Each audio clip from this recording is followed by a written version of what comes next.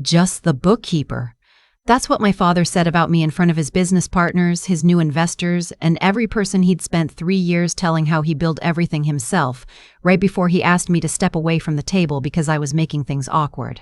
Nobody said a word. Nobody looked at me. My stepmother studied her wine glass like it held the answer to something important, and the investors just smiled, those careful smiles people use when they don't want to get involved in something they don't understand.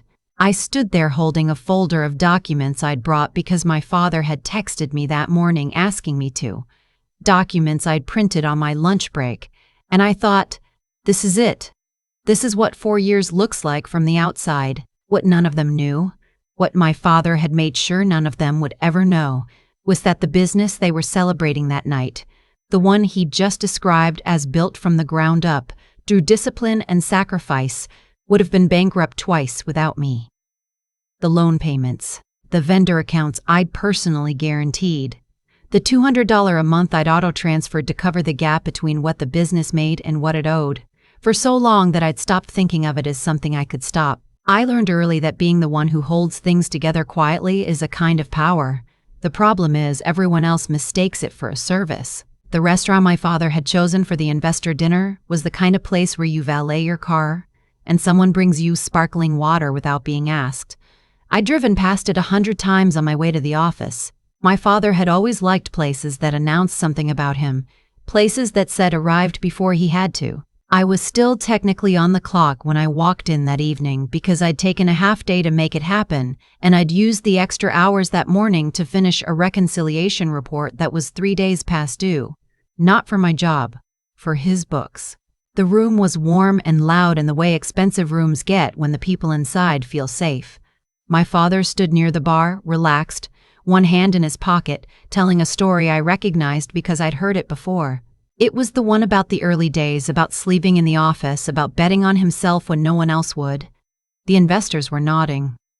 One of them was laughing. My father wore that story well.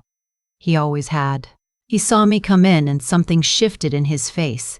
Just a fraction, the way it does when you see something you weren't quite expecting. He smiled, but it landed a half-second late.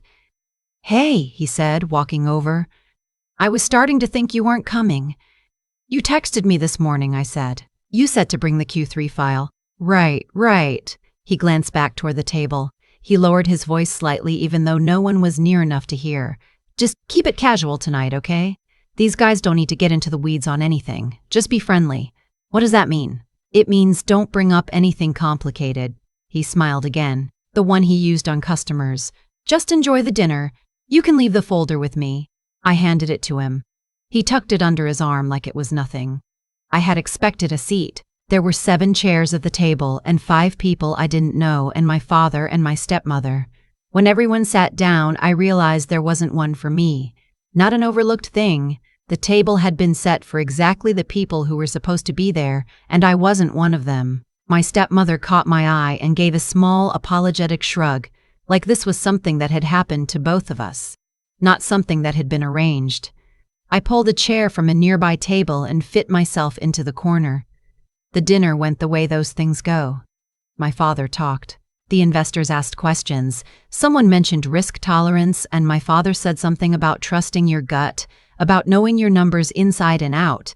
I listened to him say he'd learned to read a cash flow statement the hard way. I was the one who taught him to read it.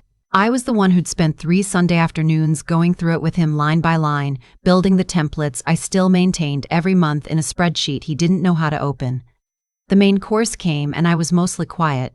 One of the investors, a man named Dennis, tried to include me a few times. He asked how I knew my father, and before I could answer, my father said, "She's family. She helps out with some of the administrative stuff." Administrative stuff. I'd restructured his accounts payable system 6 months ago. I'd renegotiated his lease when he was 2 months from defaulting. I personally signed on a short-term loan to cover a supply chain problem that would have ended everything. Administrative stuff. Dennis smiled at me politely and moved on. It was when dessert came that it happened. The conversation had turned to expansion, a second location, new equipment, outside capital. My father was explaining his vision, and he used a phrase that made something go quiet inside me. What I'm proud of, he said, is that we did this without relying on anyone. No family money, no handouts, just the business and what we put into it ourselves. I looked at him. He didn't look at me. One of the investors asked about debt service. My father said the business had stayed lean, kept liabilities manageable, hadn't needed to go to outside lenders because they'd been strategic about cash flow. I'm sorry, I said. The table went still. My father looked at me then, a warning. I just want to make sure I'm following, I said. When you say no outside lenders, she helps with admin, my father said pleasantly. She's not really part of the financial side. I have the bank statements on my phone, I said. If anyone wants to see what the liability picture actually looked like in Q1 of 2022, nobody moved.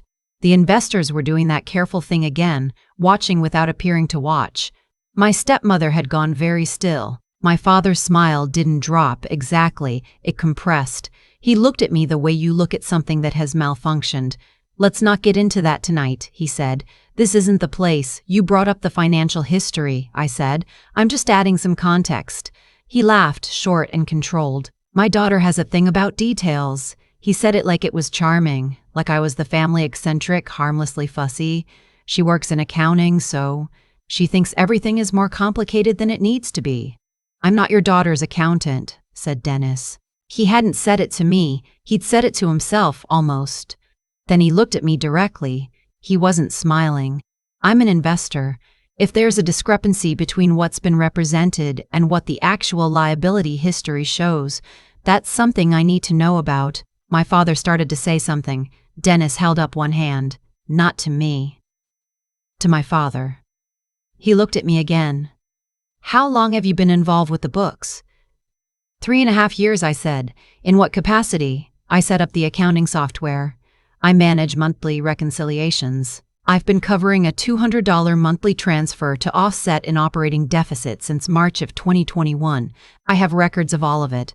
The table was completely quiet now. My father said my name. Once. Like a door closing. Dennis said, "Can you send me those records?" I said yes. I didn't look at my father again until I was standing up to leave. When I did, his face had gone through several things and landed somewhere I didn't recognize. Not anger exactly. Something smaller than that.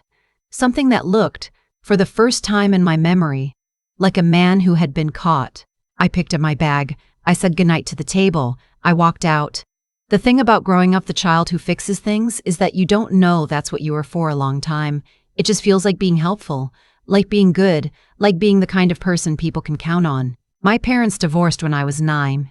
My father moved out, rented an apartment in a part of town that smelled like new carpet and ambition, and immediately started working on the version of himself he'd always wanted to be. My mother went back to work full-time. I became the person who remembered things, who made sure my younger sister got to school, who knew where the insurance cards were and when the utility bills were due. My father called every other weekend and told me about his plans. He was always about to do something big. A business idea, a new city, a partner he was close to signing with. He had the kind of energy that made you believe things, at least while you were in the room with him. By the time I was in high school, I understood that his plans mostly stayed plans. He'd start things and then hit a wall, not from lack of trying, but from lack of follow-through on the parts that weren't exciting. The paperwork, the deadlines, the slow, unglamorous work of making something real. That was where I came in. Not all at once, gradually, the way obligations accumulate without anyone deciding they should. I majored in accounting. I graduated with no debt because I'd worked through college, which my father told people was proof of my independence. He didn't mention that I'd also sent him $800 to help cover the deposit on his new office space the month before my senior finals. He opened the business, a small HVAC company, 2 years after I graduated. He asked if I'd help him set up a system for tracking expenses, just for the first few months until he found someone. That was 4 years ago. The someone never materialized, or rather, I was the someone, and everyone understood this without anyone saying it. I set up QuickBooks. I reconciled the accounts every month. When he got behind on a vendor payment, I knew because I was the one monitoring the account, and I covered it because the alternative was watching something I'd built go sideways. The $200 a month started as a stopgap. The business had a slow quarter and couldn't cover the lease in full, and there was a penalty clause I'd helped him negotiate down from something worse. I transferred the difference. It was supposed to be temporary. By the second year, it had become invisible. Just a line in my budget, under bills. I stopped thinking of it as money I was choosing to give, and started thinking of it as a fixed cost, like electricity. My stepmother knew about some of it, not all. She was a careful woman. She knew what she knew, and didn't ask about the rest. When I mentioned once, during a holiday dinner, that I was handling the quarterly taxes, she nodded like this was natural information, like of course that was happening. Of course, my father told people his business was successful because he'd built it right. He told them he'd kept it clean, no family bailouts, no loans he couldn't account for, nothing he wasn't proud of. He believed this, I think. Or he'd told it so many times that the believing and the telling had become the same thing.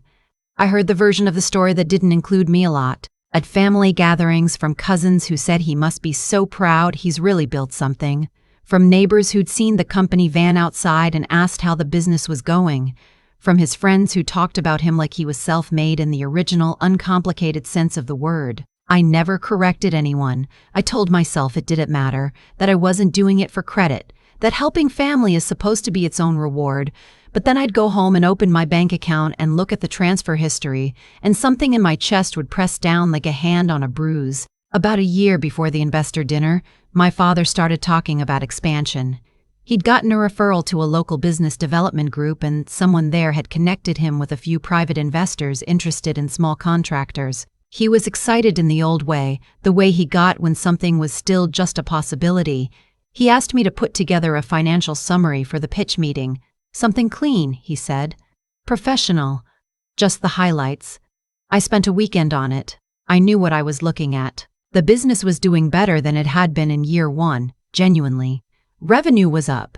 Customer retention had improved because I'd helped him implement a follow-up system the previous spring. But the picture wasn't as clean as he wanted it to look. The deficit transfers appeared in the account history. A personal guarantee I'd signed was still outstanding. The debt service on the equipment loan I'd helped structure showed a payment pattern that didn't match the earnings timeline he'd described. I put it all in the report, clearly, accurately, with footnotes. When I sent it to him, he called me 20 minutes later. "This isn't what I asked for," he said. "It's accurate," I said. "There's a way to present things," he said. "You're making it look complicated." "Because it is complicated." He was quiet for a moment. "Then, can you redo it? Just the revenue and the gross metrics. Leave out the other stuff." "The other stuff is material," I said. "If someone's investing based on this, investors invest in vision," he said. "They don't need every line item." I didn't redo it. I sent him the original. He thanked me without warmth and didn't mention it again. A few weeks later, he told me the meetings were going well, that the investors were interested, that he was close to something real. I don't know what version of the summary they saw. I'd stopped asking. 3 days before the investor dinner, he texted me, "Can you come Thursday? Bringing a couple people I want you to meet. Might be helpful to have you there. Might be helpful to have you there. Not, I'd love for you to be there. Not, I'd love for you to be there. Not, you've been part of this, and I want them to know that."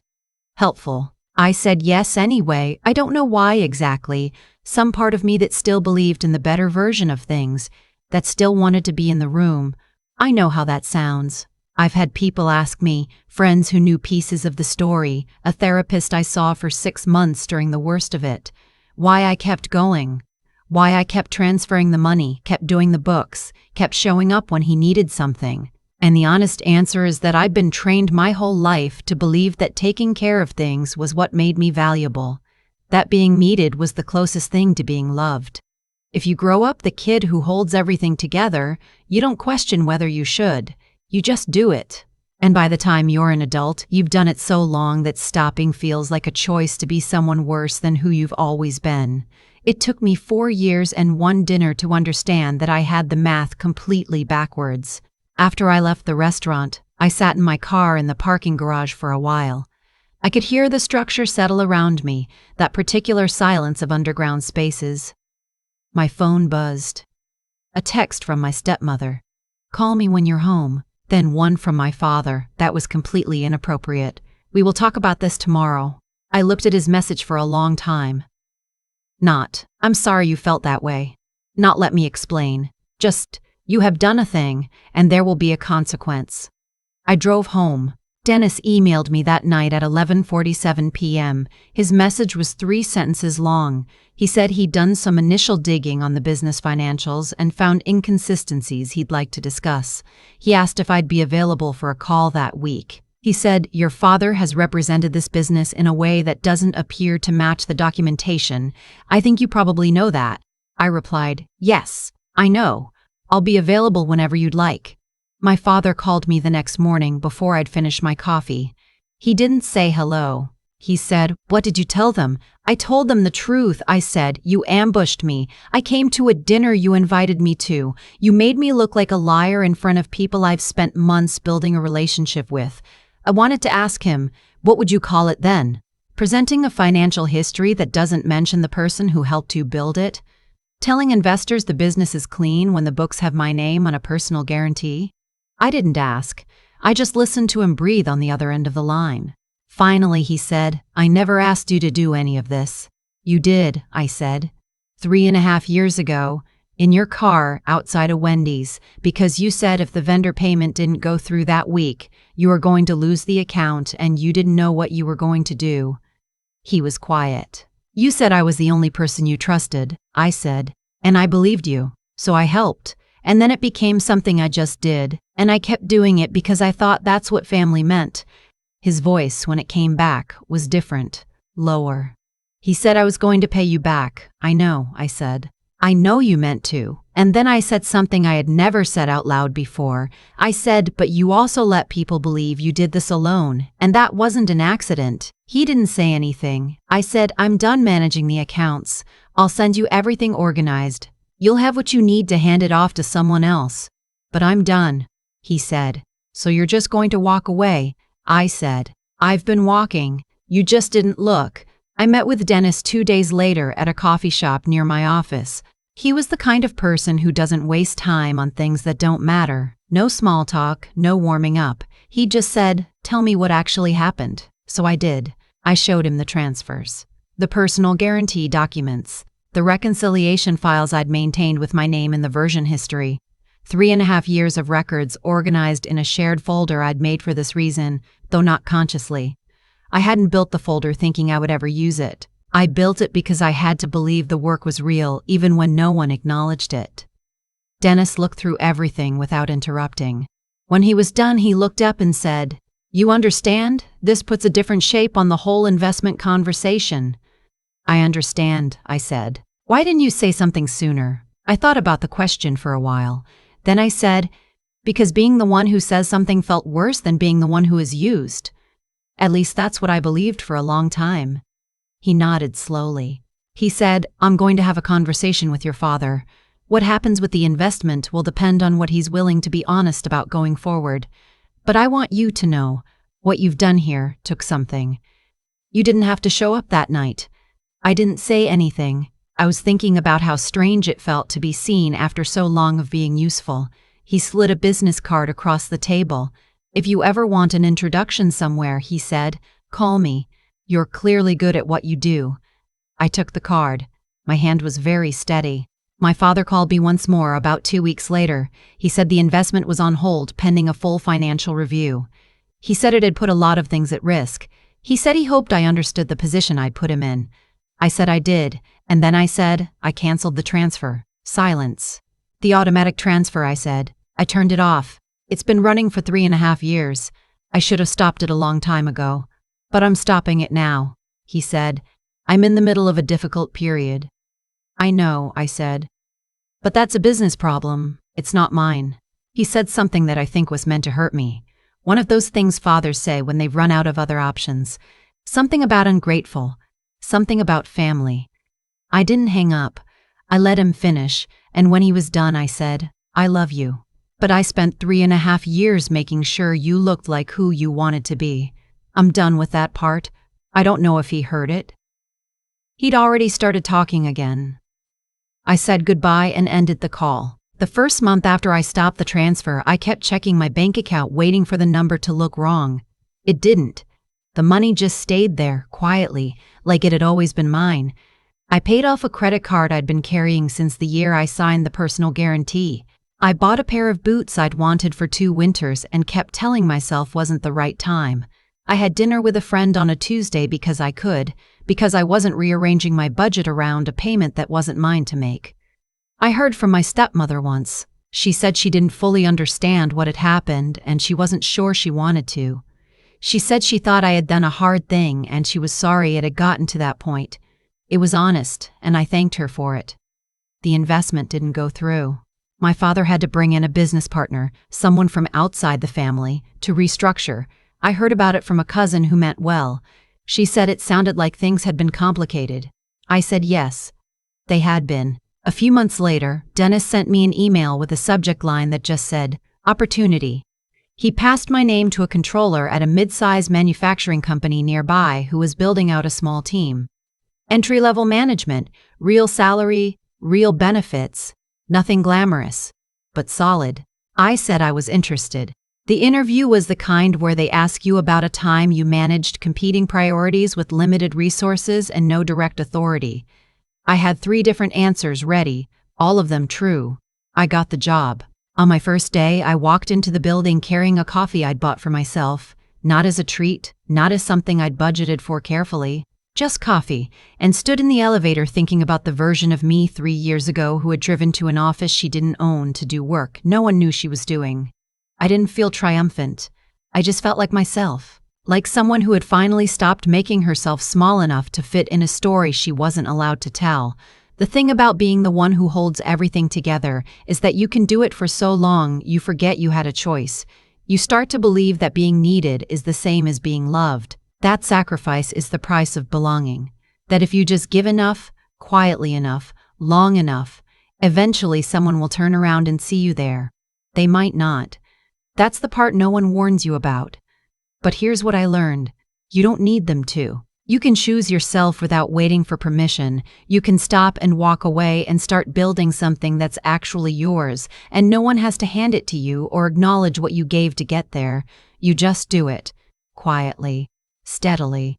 The same way you held everything else together, except this time, for the right person. I'm not angry at my father. I've thought about that a lot and I think it's true. He wasn't deliberately cruel. He just never once stopped to look at the cost of what he was receiving. Some people live their whole lives like that. It's not malice, it's just a failure to look. But I'm done being invisible so someone else can look bright. That's not what love is.